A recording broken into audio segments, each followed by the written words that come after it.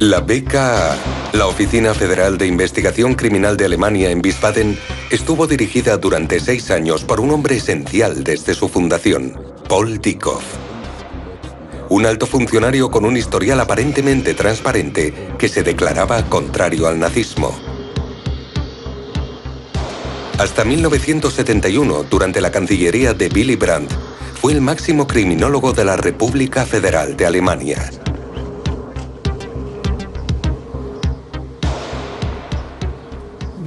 No olvidaba a quienes le criticaban o le suponían algún tipo de amenaza. Les guardaba rencor y hubo gente a quien destruyó.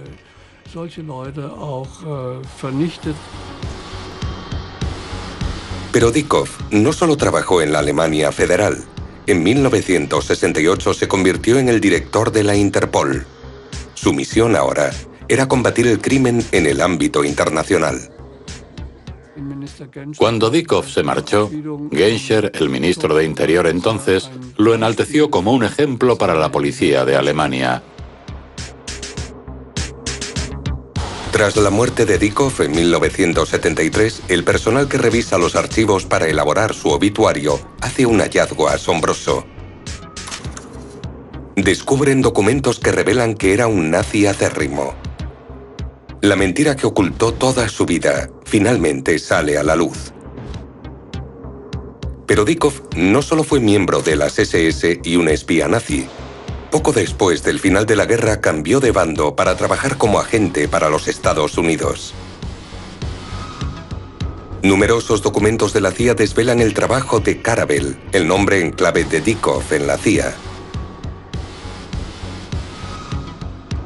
El máximo responsable de la BKA vendió información confidencial concerniente al gobierno de Bonn. Willy Brandt y su Ostpolitik eran de especial interés para Estados Unidos, y Dieckhoff no dudó en facilitar esa información. Como hicieran tantos otros nazis durante la Guerra Fría, se convirtieron en colaboradores idóneos, en espías, porque el servicio secreto norteamericano utilizaba su pasado para chantajearles. A los norteamericanos no les preocupaba demasiado si la gente que necesitaba tenía contactos con asesinos de masas, extremistas o terroristas. El fin justificaba los medios. Los servicios de inteligencia norteamericanos se enfrentaban a una nueva amenaza, el comunismo, y contrataron a antiguos nazis como espías sin intención de castigarlos por sus crímenes de guerra. A medida que la Guerra Fría se iba intensificando, estos colaboradores nazis se convirtieron en los peones de los servicios de inteligencia occidentales, tanto en misiones de guerra psicológica como en operaciones encubiertas. Nazis en la CIA.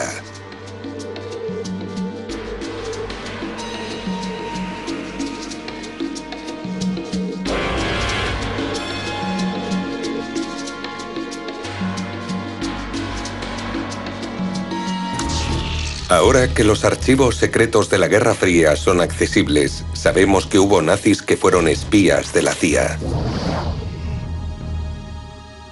Otro caso que recientemente se ha hecho público es el de Eugen Steinle, un ferviente nazi que dirigió pelotones de fusilamiento en la Unión Soviética. Se creyó que Steinle murió en un accidente de avión de la Lufthansa el 20 de abril de 1945 cerca de Nuremberg. Hubo testigos que vieron el avión en llamas y el lugar del impacto aún es visible en el bosque de Pissenkofen.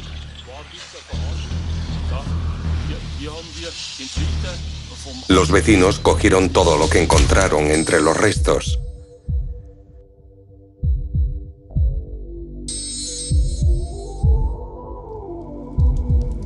Entre todos esos objetos había un maletín con documentos y credenciales. Una de ellas pertenecía a Steinle, y el maletín fue entregado al comandante nazi de la zona. Días más tarde, las tropas norteamericanas entran en la zona y el servicio secreto del ejército se apodera del maletín. Buscan nazis para utilizarlos para sus propios fines, y cualquier detalle personal les ayuda en dicha búsqueda.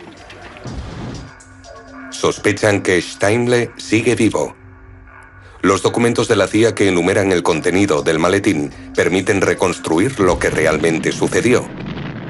El avión de la Lufthansa despega desde Tempelhof el 20 de abril de 1945 en el fragor de la batalla por Berlín. Aquellos que van a bordo saben que en poco tiempo los rusos y los aliados occidentales tomarán el control. Más de 20 pasajeros suben al Cóndor y varios de ellos visten gabardinas de cuero.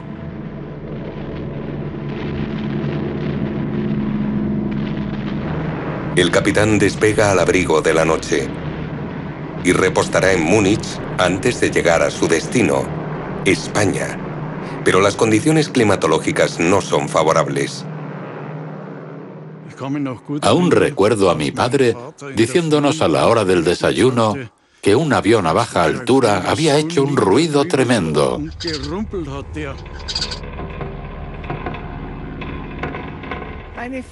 Una amiga vivía muy cerca de aquí y esa noche un avión en llamas pasó por encima de su casa. Presa del pánico, su madre cogió a sus 2 hijos y se tiraron al suelo. Dijo que como el padre había muerto en la guerra, los 3 debían morir juntos. El avión se estrella en el bosque y no hay supervivientes.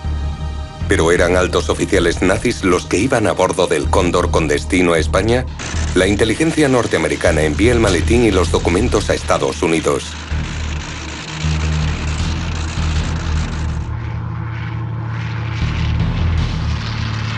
En Washington saben que el final de la guerra abrirá un nuevo capítulo en el enfrentamiento de las superpotencias.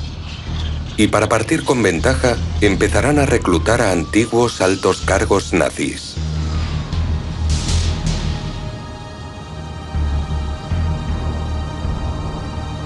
Y tienen suerte.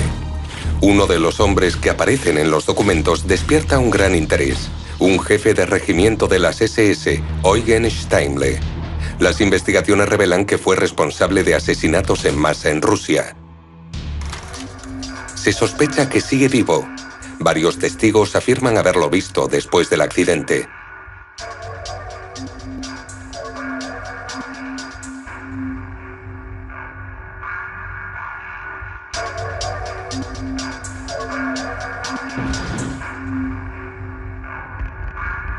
Los testigos del accidente son interrogados de nuevo. Steinle, un criminal de guerra, es valioso para Estados Unidos.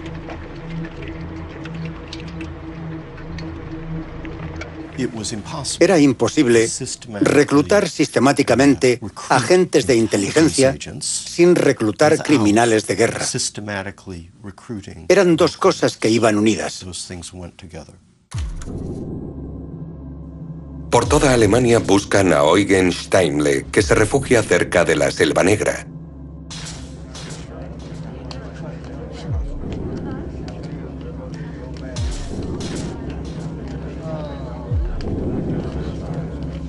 El cerco se estrecha, y en el otoño de 1945, el que fuera miembro de la inteligencia de las SS se entrega para ser interrogado.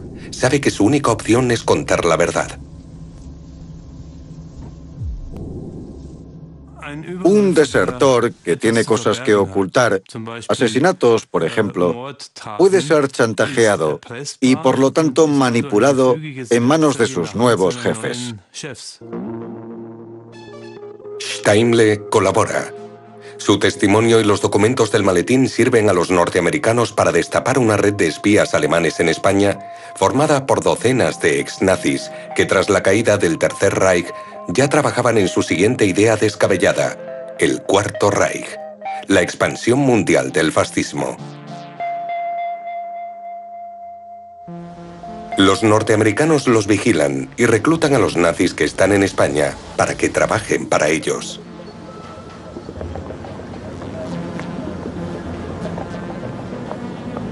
Después del interrogatorio, Steinle es condenado a la horca. Sin embargo, sorpresivamente lo indultan. ¿Lo captaron los norteamericanos e influyeron en el veredicto? No lo sabemos. No hay pruebas. Faltan archivos cruciales, en especial los del Centro de Interrogatorios de Oberursel. Nazis como Dieckhoff y Steinle se convirtieron en agentes de inteligencia para Estados Unidos, pero los servicios secretos, además de espías, querían el tesoro de los nazis.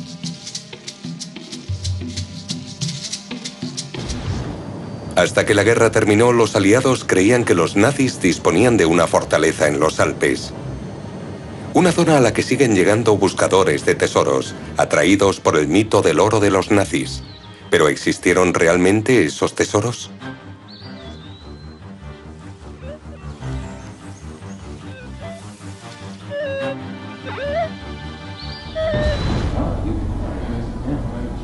Hacia el final de la guerra, la industria alemana elaboraba planes para asegurar su capital en caso de derrota.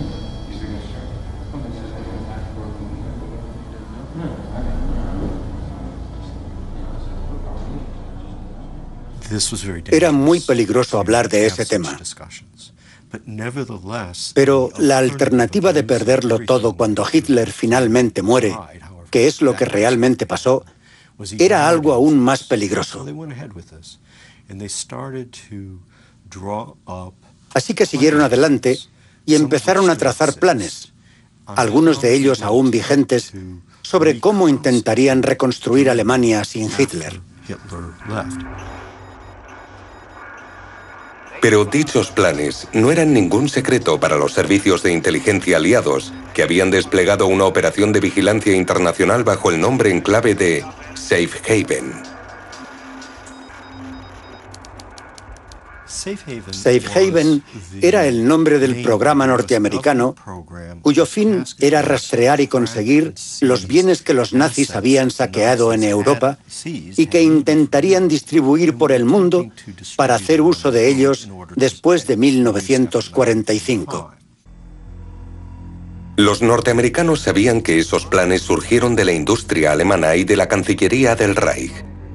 Y del mismo modo conocían el entramado empresarial internacional que salvaguardaba dichos fondos. En Mónaco, por ejemplo, diversas empresas pantalla tenían acceso a millones de marcos. Una de esas compañías era una emisora de radio en cuya junta de administración estaba un desconocido Kurt Georg Kissinger. Posteriormente sería canciller de la República Federal de Alemania. Pero el hecho de que trabajara para los ministerios de Exterior y Propaganda durante el Tercer Reich no le supuso un obstáculo en su carrera. Los agentes aliados, que en ocasiones consiguen infiltrar personal en las reuniones, facilitan informes detallados sobre transacciones financieras. Esta maniobra de espionaje fue liderada por Alan Dulles, un agente norteamericano en Suiza que más tarde llegaría a ser director de la CIA, y que supo utilizar dicha información para prosperar profesionalmente en Washington.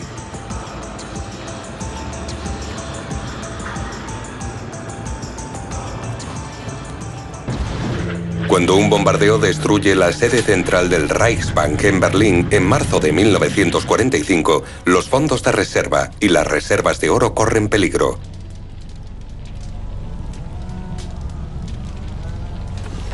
Es el momento de poner el plan en marcha. Todo se anota y se verifica rápida pero meticulosamente. 360 toneladas de oro y 300 toneladas de plata y papel moneda son evacuados. Los documentos referentes al oro del Reichsbank permanecieron ocultos en el Banco Central de Alemania más de 60 años, hasta que Karl Bern Esser los descubre. Todo el oro que había en la sucursal del Reichsbank fue trasladado o a Merkers o a diferentes depósitos en Baviera. Ahora los norteamericanos ven la oportunidad. Gracias a la operación Safe Haven, saben exactamente dónde está almacenado el oro. Llegan a la zona de ocupación soviética, a las minas de sal de Merkers en el estado de Turingia, incluso antes que los soviéticos. Declaran que el oro del Reichsbank es el botín nazi y se apropian de él junto con otros tesoros que también encuentran allí, entre los cuales hay reservas de oro italianas y oro del Banco Nacional de Bohemia y Moravia.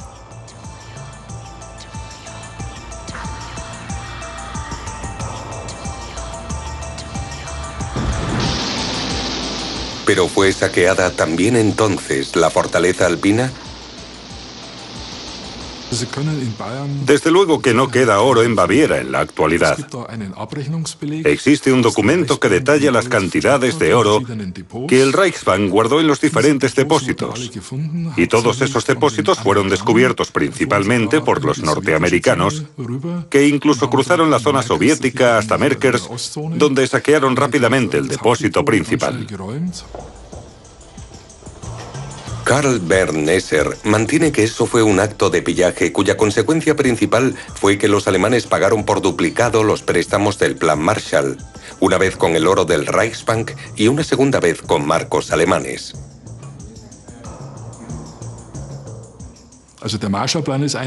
El Plan Marshall fue una brillante invención norteamericana para engañar a sus amigos sin que se percataran.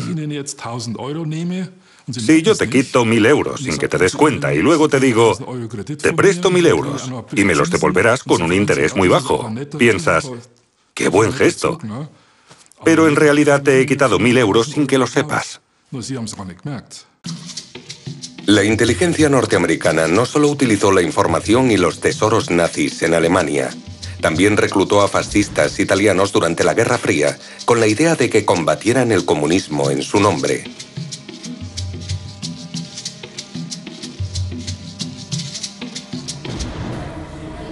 En Italia, a partir de los años 60, una serie de atentados se cobran cientos de vidas.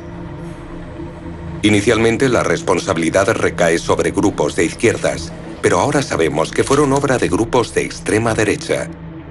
Stefano Delle Chiaie es el líder de un nuevo partido de derechas. Ha sido acusado en repetidas ocasiones de terrorismo, pero nunca ha sido condenado.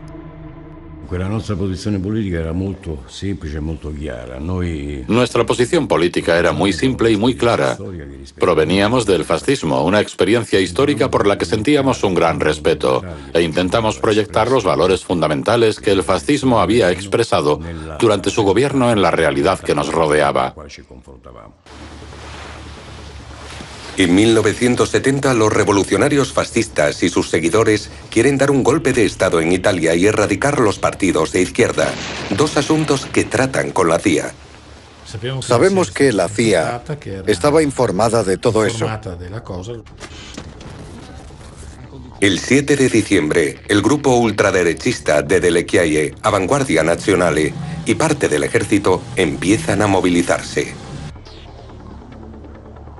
Sus objetivos principales son la televisión nacional y los edificios gubernamentales. Los revolucionarios que rodean a Delle Chiaie creen que son ellos quienes mueven los hilos, pero el intento golpista se orquesta desde otro lugar. Aunque Delle Chiaie siga reclamando orgulloso parte de responsabilidad. Evidentemente yo fui el responsable político y moral, aunque no estuviera físicamente en Italia en ese momento.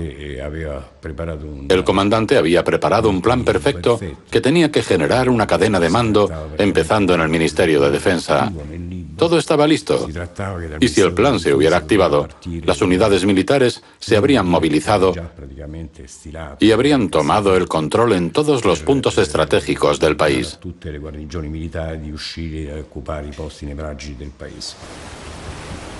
En la dilatada historia de la lucha contra la izquierda en Italia, los servicios de inteligencia norteamericanos han estado involucrados desde el principio. Su influencia empezó con la invasión de Sicilia, en la que los soldados aliados derrotaron a las potencias del eje. Sin embargo, varias unidades italianas no se rindieron y continuaron luchando junto a los alemanes hasta 1945. Una de ellas era la 10ª Flotilla Más, el primer comando de hombres rana del mundo, cuyas arriesgadas operaciones eran tan temidas como admiradas por los aliados. El líder de esta unidad es Valerio Borghese, el Príncipe Negro. La 10ª Más del Príncipe Borghese era probablemente la unidad mejor adiestrada y más motivada de toda la República fascista. Pasan 2 años más hasta que la Segunda Guerra Mundial se gana en Italia. Y cuando finalmente los norteamericanos llegan a Roma, son recibidos como libertadores. incluso por el Papa, quien comparte con los Estados Unidos el temor de un giro a la izquierda en Italia.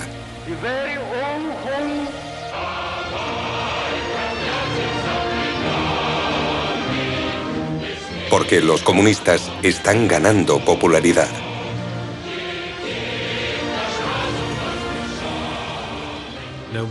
El objetivo de los norteamericanos siempre ha sido mantener al comunismo fuera del gobierno, fuera de los mecanismos del poder, e evitar incluso que hubiera un apoyo externo.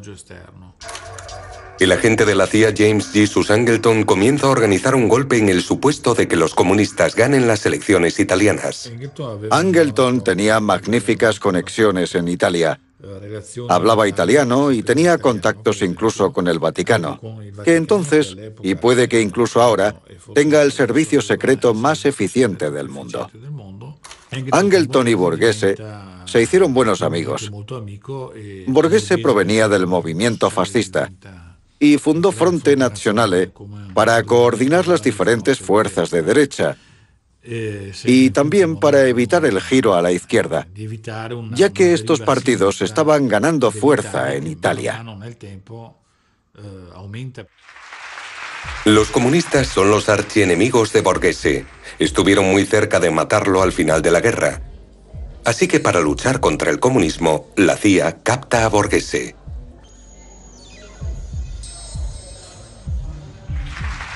Angleton consigue convencer al resto del gobierno norteamericano de que en las elecciones de Italia de 1947-1948 vencería un gobierno comunista y que por eso debían invertir millones de dólares en truncar esas elecciones y anular a los candidatos de izquierda de esas elecciones. La operación Safe Haven da sus resultados. Los norteamericanos utilizan el botín nazi para financiar las actividades de Angleton contra los comunistas italianos. Las riquezas saqueadas jamás serán devueltas ni a las víctimas ni a sus parientes. Ese dinero se le había quitado a los judíos de Europa. ¿Por qué? Porque los fondos de estabilización de tipos de cambio se instauraron a inicios de la Segunda Guerra Mundial para atajar los bienes nazis en el mercado internacional. Era parte del bloqueo a Alemania. Angleton crea esta guerrilla, la que vemos entrenando en estas imágenes que rara vez han visto la luz. Muchos de sus miembros son fascistas con experiencia bélica y han pertenecido a los hombres rana de Borghese. Gladio es el nombre de esta unidad y está exclusivamente bajo el mando de la CIA. En el caso de que Italia votara democráticamente y se convirtiera en socialista, había grupos en la retaguardia, grupos ocultos que estaban armados, financiados y adiestrados ideológicamente para intentar derrocar a ese gobierno elegido democráticamente. Pero Gladio desaparece porque los comunistas pierden las primeras elecciones tras la guerra. El ambiente es de tensión. Los soviéticos se ven obligados a aceptar que Italia pertenece ahora a la esfera de control norteamericana, y la esperanza de una tercera vía se desvanece con Yalta. Yalta significó que los vencedores, o mejor dicho, Rusia, Gran Bretaña y Estados Unidos, firmaron un tratado en el que dividieron el mundo, sobre todo Europa, en futuras zonas de influencia que se repartieron entre ellos. Un tratado que permaneció intacto hasta la disolución de la Unión Soviética, hasta la caída del muro de Berlín en los años 80. Yalta coloca a Italia bajo influencia norteamericana. Está claro que en materias relacionadas con sus intereses políticos y estratégicos, Estados Unidos hará lo que crea oportuno, y que no dejará huecos entre los bloques para un tercer poder. En el mundo, después de Yalta, en el que los límites de los diferentes bloques están claramente establecidos, los respectivos poderes hegemónicos aplastaron cualquier revuelta, como pasó en Hungría en 1956, en Berlín en 1953 y en otras muchas revueltas. Y en Italia y Alemania el terrorismo solo sirvió para una cosa, para estabilizar la situación política. En 1978, Aldo Moro, el primer ministro italiano, es asesinado tras ser secuestrado por las Brigadas Rojas. Sin embargo, diversas agencias y servicios de inteligencia estuvieron implicados. Muchos italianos creen que fue asesinado porque quería una tercera vía. Del mismo modo, otros poderes participaron en el golpe fallido de 1970, en el que Borghese y Delle Chiaie fueron simples títeres.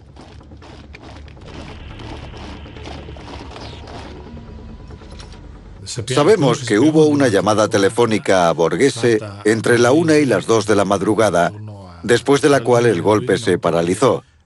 Y también sabemos que la llamada fue de un alto cargo político.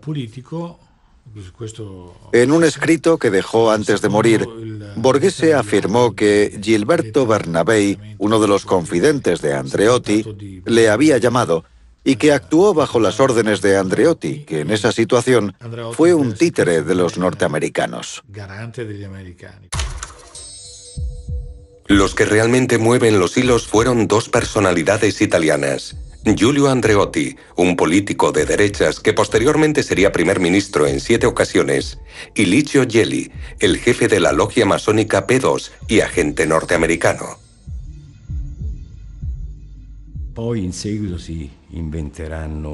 Empezaron a difundir toda clase de mentiras, que Gelli había detenido el golpe de Estado o que Andreotti lo apoyó.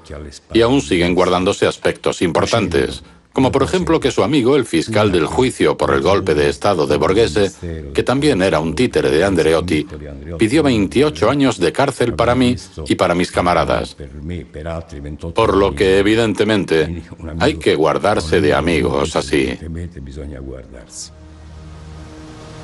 Durante el intento golpista, el ejército norteamericano hace alarde de su poder.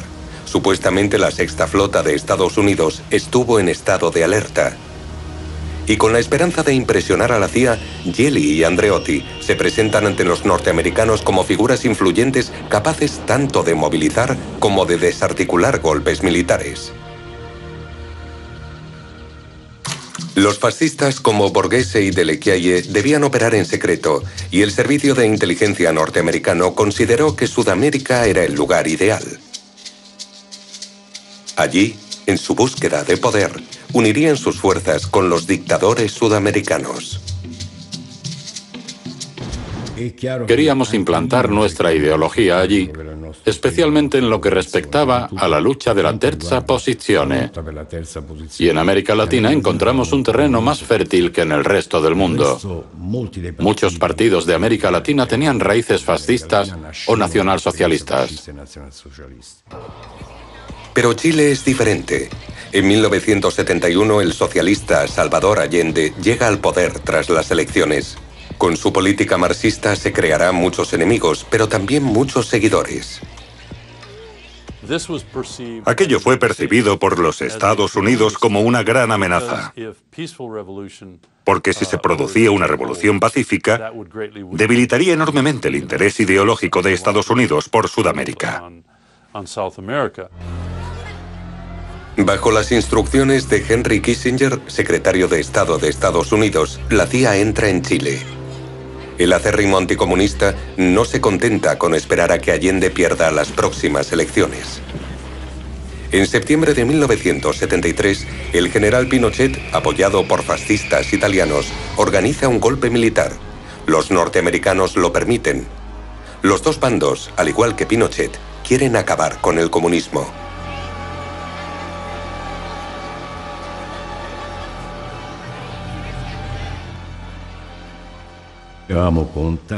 Estábamos en contacto con los camaradas chilenos antes del golpe de Chile.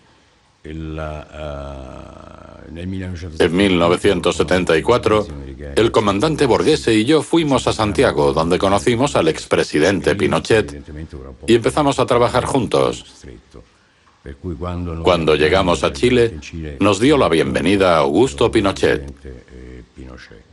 En 1975, los fascistas se reúnen en Madrid para asistir al funeral de un amigo mutuo, el dictador español Francisco Franco.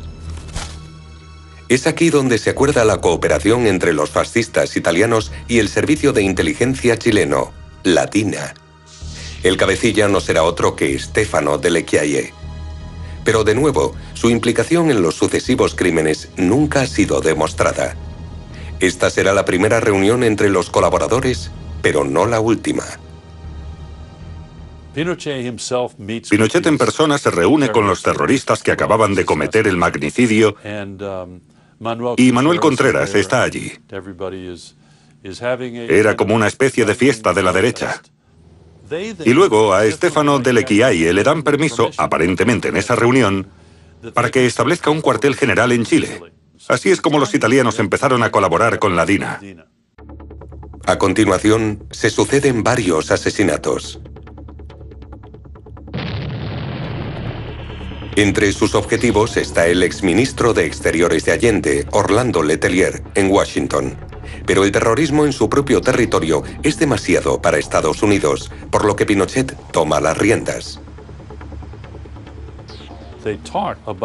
Hablaron de la debilidad de Estados Unidos, de su poca capacidad para derrotar la amenaza comunista y del deseo de los gobiernos militares sudamericanos de hacerse con el liderazgo de forma internacional para acabar con el movimiento comunista mundial. El alcance de todo esto era desconcertante y, de hecho, se referían a ello como la Tercera Guerra Mundial. La junta de Pinochet se prepara para esta guerra. Eso incluyó el deseo de tener sus propias armas, una producción de armas biológicas, que los prisioneros en Chile fueran asesinados durante los juicios, y la producción de gases tóxicos, sarín y gas mostaza. El laboratorio de investigación donde realizan experimentos inhumanos se encuentra en Colonia Dignidad, una aldea que pasa de ser extraña a siniestra. Después del golpe militar de 1973, Colonia Dignidad se convirtió en un campo de torturas, en un campo de entrenamiento para la DINA, el servicio secreto, con una escuela de tortura. Era un centro de contrabando de armamento y de producción de armas alternativas, y el lugar desde el que la DINA se comunicaba con el mundo exterior. Esta zona de Colonia Dignidad está rodeada de alambre de espino, y las cámaras de tortura están ocultas bajo tierra para que desde el exterior parezca una granja. Si su intención era engañar, lo consiguieron. Me quedé impresionado con aquel complejo. Me impresionó porque, en cierto modo, soy un soñador. Siempre había soñado con un centro de este tipo para mis camaradas, donde darles la oportunidad de relajarse y descansar de la lucha.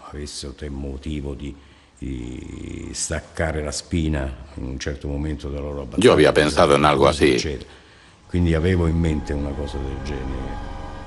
Lejos de ser únicamente un centro de recuperación para nazis, Colonia Dignidad es un centro de producción de armas químicas y biológicas, porque los servicios secretos chilenos necesitan toxinas que no dejen rastro.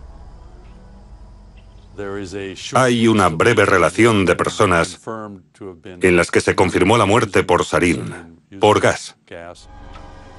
Un médico alemán es uno de los que trabajan en Colonia Dignidad. El doctor de Colonia Dignidad, Hartmut Hopp, que se marchó a Krefeld, huyendo de la justicia chilena, tenía un laboratorio diabólico con más de 400 toxinas mortales, entre ellas venenos para ser inhalados, otros mortales por contacto y otros que provocaban la muerte al ingerirlos con alimentos. Era un arsenal brutal, y nadie sabe con exactitud cuántos fueron víctimas de esas sustancias. Durante la Guerra Fría, Pinochet, además de contar con el apoyo de los nazis, fue respaldado por dictadores de Sudamérica a quienes la CIA dio plena libertad.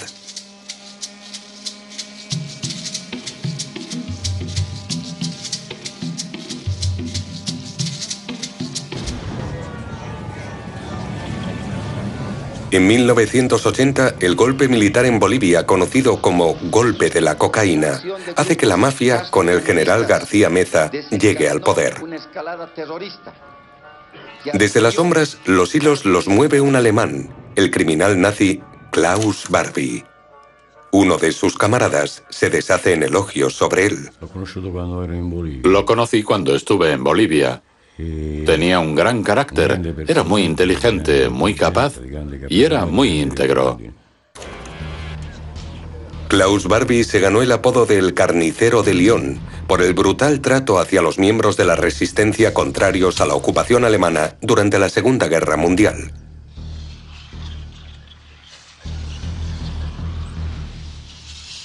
Después de la guerra, fue contratado por el Servicio Secreto norteamericano.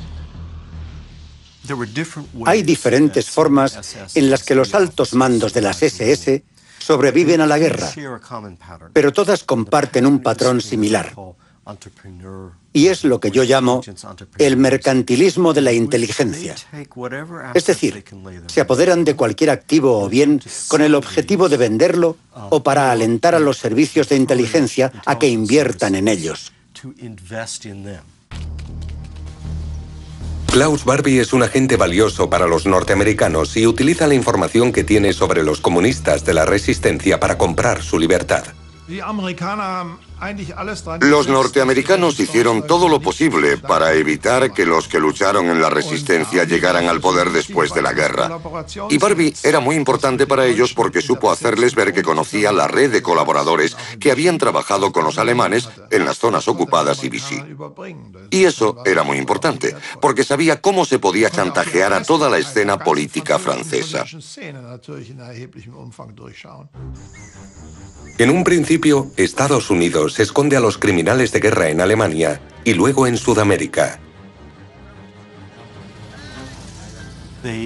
Ellos conocían, especialmente, las políticas sanguinarias de ciertos servicios de inteligencia.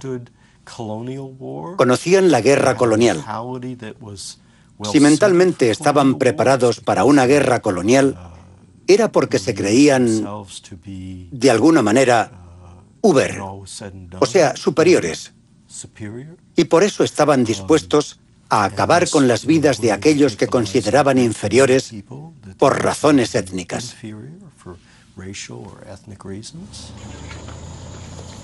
Finalmente, Barbie trabajará como agente de inteligencia en Sudamérica. Y en los años 70 comienza la Operación Cóndor. La operación norteamericana Cóndor fue una alianza, por decirlo así, entre los servicios de inteligencia de diversos gobiernos sudamericanos que en aquel momento estaban regidos por fascistas o por partidos de extrema derecha con un largo y documentado historial de desapariciones, abusos, asesinatos de prisioneros y cosas así. Y esos regímenes encontraron en Klaus Barbie a un agente compatible con sus operaciones. Un total de 50.000 personas son asesinadas en las naciones en las que funciona esta alianza, y de nuevo la CIA está implicada. Yo lo llamo el fenómeno luz verde, luz roja.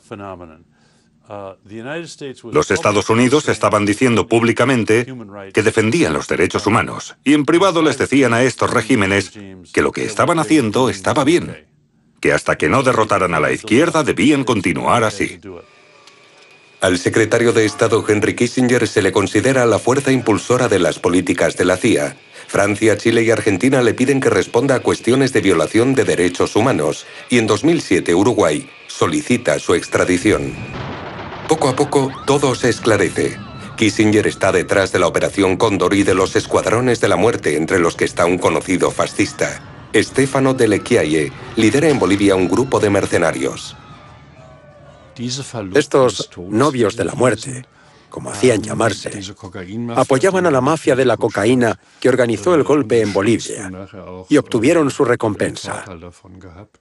Recorrieron muchos países sudamericanos, iniciando contrarrevoluciones, asesinando y torturando y sacando beneficio de ello. Los novios de la muerte están financiados por el negocio de la cocaína, un sector con contactos con los servicios secretos en todo el mundo.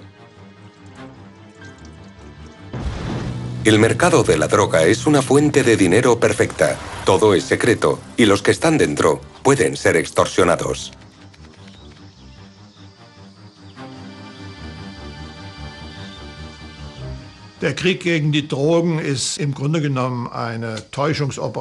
La guerra contra la droga es básicamente una forma de engañar a la opinión pública, porque el mercado real lo dirigen unos cuantos privilegiados.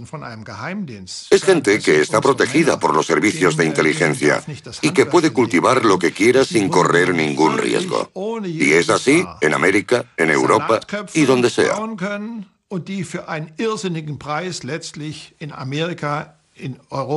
El margen de beneficios es tan astronómico que los servicios de inteligencia consiguen así las cantidades que necesitan para sus operaciones.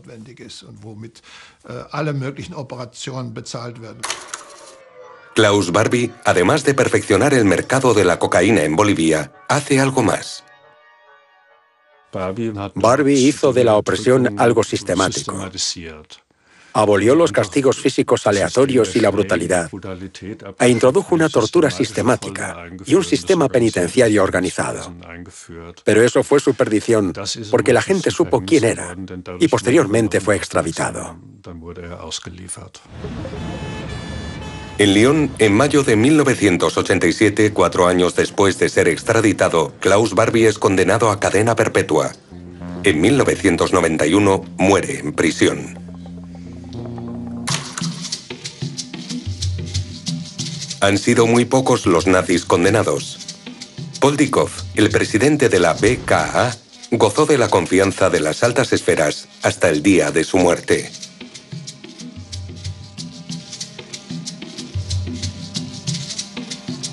A pesar de haber sido miembro de las SS y espía nazi, Dykhoff fue contratado por los norteamericanos antes del fin de la guerra. En un determinado momento vio que Alemania no iba a ganar, así que abandonó su bandera y decidió que era el momento de cambiar de bando. Un amigo suyo, François Genoux, otro agente nazi, le ayuda. Se conocieron en Suiza, donde incluso vivieron juntos. Genoux era un banquero notable, un nazi convencido y un ferviente seguidor de Hitler, y probablemente fue quien guardó las fortunas de las SS y de los nazis tras 1945. Genoux publica el diario de Goebbels y recauda grandes beneficios. Una suma con la que financia la defensa de Adolf Eichmann y Klaus Barbie. Es amigo del terrorista Carlos, el Chacal, y de Ghuadi Haddad, que también era agente del KGB y responsable de numerosos ataques brutales. Pero las relaciones de Dykhoff no afectan a su carrera. Al contrario, el director de la CIA, Alan Dulles, la impulsa. Sus conexiones con los servicios de inteligencia norteamericanos contribuyeron a que fuera contratado en el Ministerio de Interior alemán primero y luego como jefe de la BKA, la Oficina Federal de Investigación Criminal de Alemania, pese a que tenía un pasado en la SS. Y creo que tras este ascenso, aunque es una opinión personal, había un objetivo oculto de la CIA. Creo que querían verlo en ese cargo.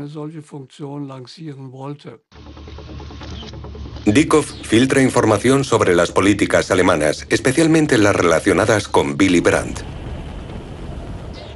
En reuniones confidenciales, el presidente de la BKA es partidario de mantener en secreto las informaciones sobre la Ostpolitik de Brandt. Una información de un gobierno cuya política de distensión era vista con escepticismo en los Estados Unidos. ¿Pero qué sabía realmente Paul Dykhoff?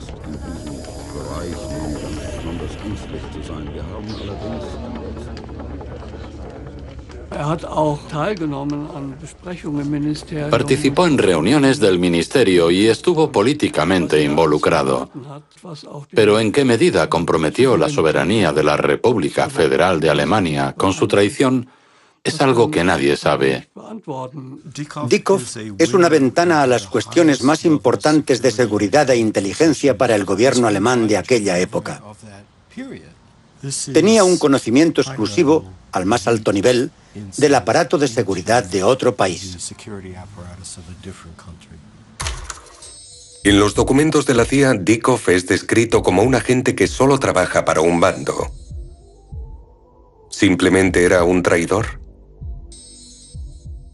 Para mí la palabra traidor, hablando de Dieckhoff, es un problema, porque para él esa era su vida cotidiana. Estaba comprometido con las dos partes y evidentemente sentía cierto agradecimiento hacia los norteamericanos. ¿En qué medida Dieckhoff perjudicó a Alemania? En 1972, su amigo Jenő colabora en el secuestro de un avión de Lufthansa. Un acto en el que los terroristas palestinos reciben 15 millones de marcos por el rescate, un dinero que se empleará en futuras acciones terroristas. También en 1972, Jenő había financiado la masacre del equipo olímpico israelí en Múnich. El evento deportivo, que iba a ser uno de los momentos más memorables en Alemania, se convierte en una de las mayores catástrofes del país.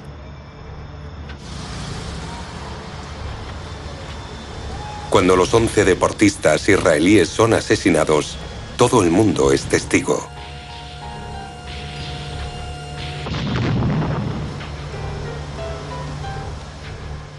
Jenő colabora estrechamente con los grupos terroristas de Oriente Próximo, que a su vez también trabajan con el Mossad. Es una estructura muy extraña. Como director de la Interpol, Dieckhoff ha de combatir a los terroristas financiados por su amigo Jenő. Sin embargo, durante su mandato, aumentan los atentados y los secuestros. Dieckhoff declara que la Interpol es incapaz de detener esta escalada de terrorismo. Sie wissen, dass wir die Sperre des Artikel 3 in unseren Statuten haben, die uns das direkte Eingreifen von der Organisation her nicht erlaubt. Aber gerade das sollte bewirken, dass die Länder untereinander viel stärker ihre Nachrichten austauschen. Das bedeutet doch, nicht unbedingt, wenn Interpol nicht eingreifen kann, dass nicht Länder bilateral sehr wohl etwas tun können. Bilateral und multilateral. Sie können alles tun, nur nicht den Weg der Interpol nehmen. Mientras 15 y posteriormente 30 aviones fueron secuestrados en un mismo año, los estados occidentales deciden que resolver crímenes terroristas no es una labor de la Interpol. Es algo indignante. Dieckhoff estaba en contacto con Jenő, mantenían reuniones constantemente y Jenő financiaba a la gente que secuestraba los aviones. Pero al mismo tiempo la Interpol decía que ese no era su trabajo.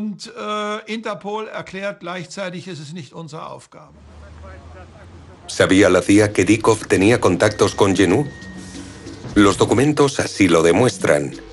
El propio Dieckhoff le dijo a la CIA que se conocían desde la Segunda Guerra Mundial. Pero los documentos desclasificados en Washington no contienen toda la información que la CIA obtuvo gracias a Dieckhoff y otros nazis. La CIA montó una campaña intencionada y que se fraguó en el Consejo General para obstruir la desclasificación de esos archivos en la mayor medida de lo posible. Pero en particular, querían impedir la desclasificación de los archivos referentes a las relaciones entre informantes, agentes y la CIA. Ese era el objetivo. Christopher Simpson fue miembro de la comisión que negoció con la CIA la desclasificación de los archivos nazis. Y fue una experiencia aleccionadora. Una de las categorías más importantes que encajan en esta descripción es lo que se llama información de gobiernos extranjeros. Es información que obtuvieron de forma legal o ilegal de diferentes países sobre sus propios asuntos de gobierno. Es el motivo. Es algo que se ve en los informes de Skorzeny, en los informes de Dykhoff, en los de Klaus Barbie, y hoy en día mucha gente conoce esta realidad, pero sin embargo han seguido manteniendo ocultos estos archivos.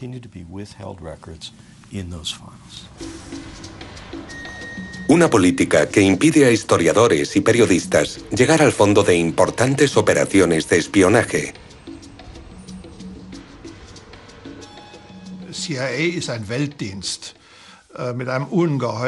La CIA es un servicio mundial con un presupuesto enorme y unas posibilidades increíbles, porque incluye el tráfico de drogas como modo de financiación e influye en cualquier tipo de país.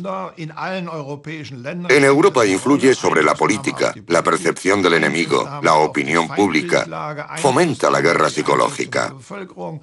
Es decir, si yo tuviera una organización como la CIA a mi disposición, podría controlar la democracia italiana del mismo modo en el que fue controlada e influenciar determinados procesos políticos del mismo modo en el que quizá fueron influenciados. Un servicio de inteligencia no es un juego de niños.